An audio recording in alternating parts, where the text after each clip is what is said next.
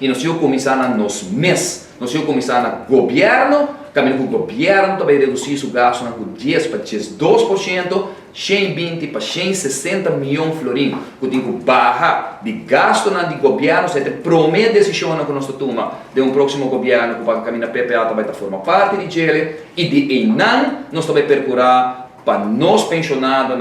por ganhar uma entrada digna para a viva de gele e caminho que nós procurar para ganhar remédio na back para nós pacientes que sofrem de maleza crônico também por ganhar ou de término largo por ganhar remédio com maneira mais para 90% agora que está fora e lo procurar naturalmente maneira mais para nós reduzir o gasto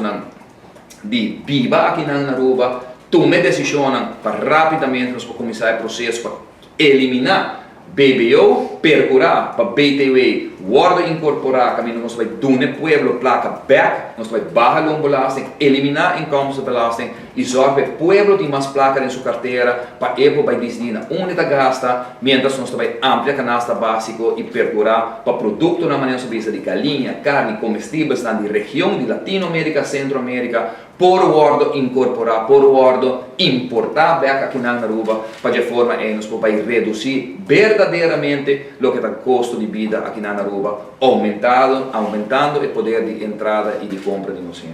Sete compromisso que nós temos, sete decisões que temos que tomar e prometer depois que já viana o povo aqui duna PPA, sua confiança duna nós viaje mais e oportunidade lante partido aqui vai alto e procurar naturalmente para nós poder representar no parlamento e depois de aqui do governo.